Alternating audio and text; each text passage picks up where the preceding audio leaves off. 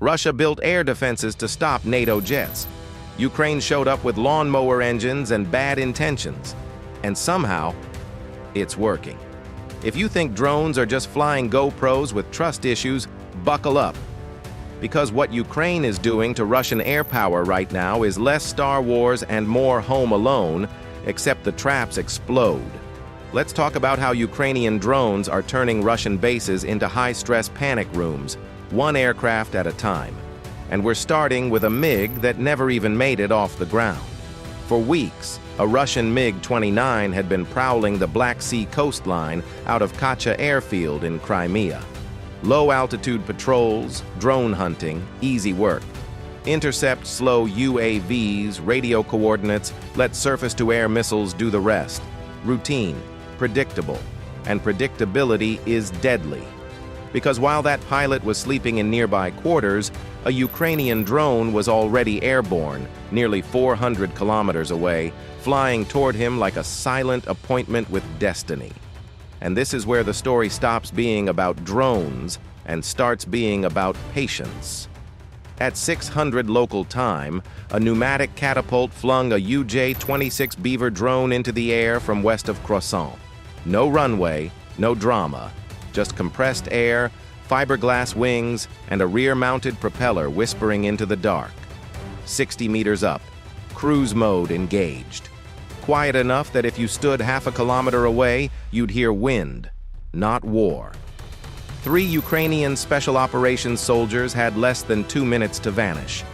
They folded the launch rail in 12 seconds, threw thermal blankets over the truck, and rolled out along an irrigation canal like they were late for farm work, not launching a strike into occupied Crimea. Meanwhile, the Beaver didn't rush. It climbed. It leveled.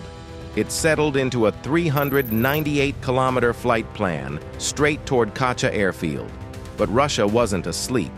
It was listening. 14 miles east, a Pole 21 electronic warfare tower twitched the moment that drone powered on. The system doesn't look for drones. It listens for mistakes. Tiny GPS handshakes, frequency blips, whispers in the L-band. The Beaver's encrypted GPS burst lasted 4 milliseconds. That was enough.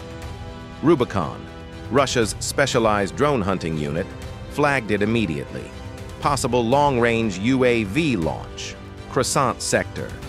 Within minutes, an Orlan 30 surveillance drone was airborne, thermal camera scanning fields like a heat-seeking bloodhound. Because here's the brutal math Russia understands perfectly. Drones are replaceable. Operators are not. And this is where the Beaver shows why it's such a nightmare. The UJ-26 Beaver isn't fast. It doesn't need to be. It's built like a radar ghost. Fiberglass composite, canard wings, swept main wing, and a radar cross-section smaller than most birds. At night, flying low over cluttered terrain, Russian air defenses might as well be squinting into fog. The drone is nearly invisible. The humans aren't. Rubicon's doctrine is simple. Don't chase the arrow, kill the archer. The Orlan 30's thermal camera scanned in the 3 to 5 micron band, sensitive enough to spot residual engine heat 20 minutes after shutdown. Grass compressed by tires glows like a footprint in snow. The Ukrainians knew that. They pulled into a collapsed barn, killed the engine, and draped thermal blankets over the hood. Then they sat in silence while a $100,000 drone hunted them from above. For 8 minutes, nobody breathed. The Orlan saw nothing.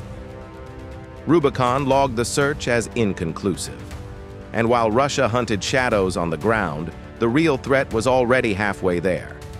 The Beaver climbed through 400 meters, then 800. No uplink, no telemetry, no emissions. It flew blind by design, inertial navigation only. Gyros, accelerometers, dead reckoning, drift accumulated about 30 to 40 meters per minute, but over nearly 400 kilometers, the error stayed under 1 kilometer. That's not precision, that's enough. At 0635, the drone crossed the Dnipro River and entered wide-open steppe, radar coverage stretching hundreds of kilometers. and Russian air defenses still saw almost nothing. Why? Because radar detection isn't magic. It's physics: wavelength, angle, reflectivity. Composite skins scatter energy. Grazing angles erase returns. Geometry matters. The Beaver flew where geometry worked against the radar. But eventually, the net tightens. Rubicon analysts began reverse vector reconstruction. 2 fleeting radar paints, useless alone, devastating together. Overlay roads, vegetation, historical strike data, and suddenly, the launch corridor shrank to 20 kilometers. More Orlans. FPVs repositioned. The trap was closing. At 0700, the Beaver detected GPS degradation.